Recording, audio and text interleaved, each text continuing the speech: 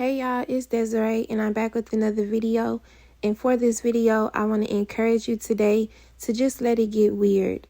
If you have found yourself on a constant, predictable road with God, chances are you are not truly walking with Him. If it always makes sense, if it's always easy, if all you got to do is just say a quick prayer and everything falls into place, chances are you may not truly be walking with Him. Chances are you're half-stepping. Because one thing about it, when it comes to serving the Lord, there truly has to come a time where you lean not on your own understanding. And to lean on God's understanding requires for you to truly let it get weird. Let it not make sense. Let it not look right. Let it not look good. Take the long way when you could have did it so much easier, when you could have did it so much simpler. Because I know that if a lot of us open up our mouths and speak what it is that we have been believing God for, some of the things that God has called us to do, some of the ways that God has called us to move, people are going to think we're crazy. People are going to think we're delusional. People are going to say, girl, if you don't get up, man, if you don't go back to your old ways, you could have been had some money. You could have been figured that out. You could have been made some shake. But sometimes faith looks like letting it get weird, letting it get strange. If your walk with God makes sense to the outside world, chances are you're half-stepping. So many people get in a place where things are slow and steady with God. Their walk is slow and steady. And they think, well, long as I got a roof over my head, long as I got this car, long as I got food on the table, then I'm good. I'm blessed. And then they look to other people who seemingly are going through and judge them. They say, oh, well, it must have been something that you did. Oh, well, God must not be pleased with you. Oh, well, you must need to turn away from your sin, as if we don't all sin. But I want to encourage somebody today to let it get weird. Don't be afraid to let it get weird. And surely don't be afraid to be judged. Don't be afraid to be ridiculed. Don't be afraid to be persecuted. I'm sure Abraham thought it was weird when he heard to lay down his son to be sacrificed, but he was blessed according to his willingness. We got to stop trying to figure out God's hand. We got to stop trying to figure out why is God choosing to move how He's chosen to move, and just simply let it get weird. Let it not make sense. Let it feel uncomfortable. Jesus told Peter to go get a fish out the lake, open his mouth, and take the money from it. Is that not weird? But imagine if Peter would have said, why would a fish have money in his mouth?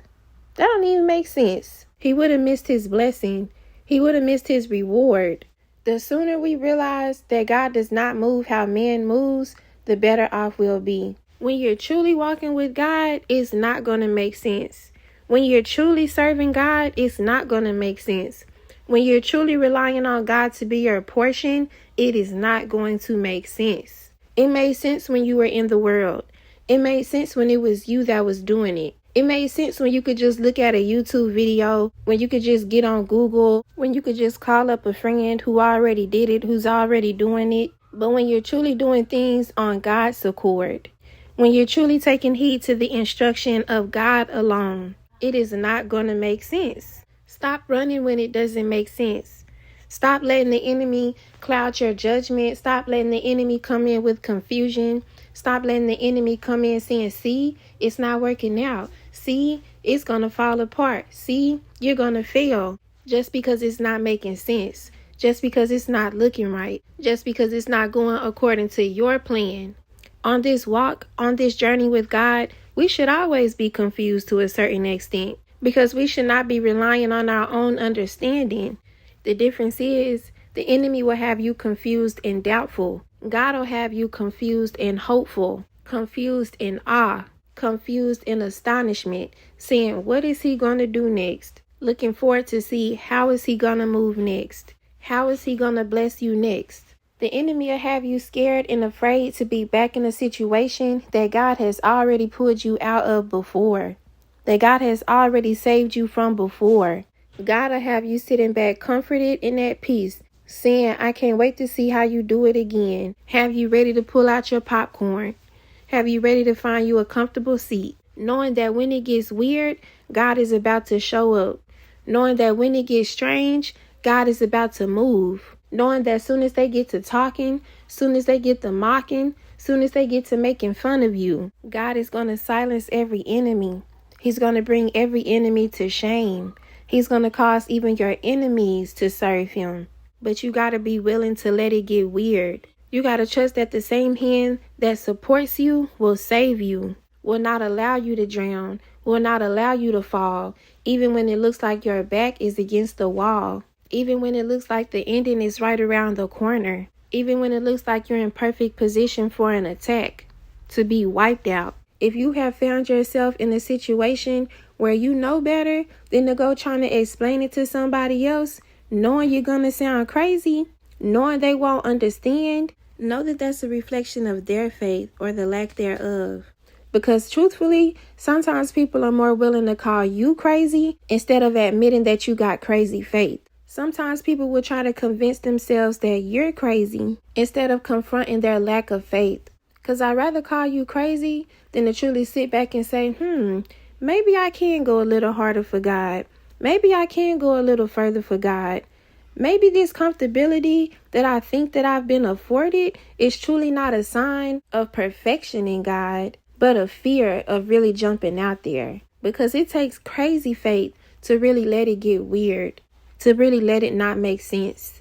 That ain't no faith you can go buy at the mall. That ain't no faith you can just go grab at the church. It's a faith that requires determination. It's a faith that requires dedication. Because God will not call you to a circumstance. God will not call you to a situation unless he knows that you have enough faith to stand up in it. Unless he knows that you have enough determination and dedication to trust him through it. So let it get weird. And don't be discouraged. Let it get weird and let it not make you grow weary. Because so often we find ourselves in situations that look like a back against the wall circumstance. And we get scared. We get afraid as if God is not right in the details. God doesn't just move in the palace. He also moves in the pit. He moves in the prison. God's hand does not always just look like being robed and being crowned, being exalted, them rolling out the red carpet for you. He doesn't just move on the mountaintops. He moves in the valleys. He moves in the hospital rooms. He moves in the diagnoses, the cancer diagnosis, the lupus diagnosis. All it takes is a moment for him to heal you, but he hasn't because he's moving. He could bring the finances right now to your doorstep, but he hasn't because he's moving. We got to stop being so quick to say what's God and what's not God. What's the enemy? What's an attack? What's warfare? Sometimes it's only God moving.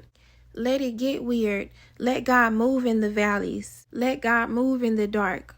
Stop letting the enemy tell you it's your fault. Stop letting the enemy tell you it's something that you did or you're not doing. How will you know that you trusted God all the way up into that place? How will you know that you trusted God all the way up into that circumstance? How will you know? It's because of the instruction of God that has led you right to this very moment, right to this very second. You truly have to trust God and let it get weird. How many times has it looked like God has left you in a place that was unsafe? How many times did it look like God left you unkept? How many times has it looked like God has left you to drown? But when you look back, all you see is a clear victory. All you see is a clear defeat. How many times have you cried yourself to sleep, wondering about a bill, questioning what you'll eat in the morning, questioning how you'll get to work in the morning, questioning if you'll receive a notice in the mail by the morning, just to find out you were worried for no reason, just to not even realize, wait a minute, I forgot I was worried about that. I forgot I needed that. When did that even get resolved? When did God even move? When did God even come through? How many times have you said, dang, I wish I would have went to sleep instead of tossing and turning all night wondering, all night worrying, all night afraid? It's easier when you let go. It's easier when you forfeit your own control. It's easier when you just truly submit to the will of God, truly submit to the way of God. It's easier when you truly learn how to be comfortable in unpredictability. It's easier when you let it get weird.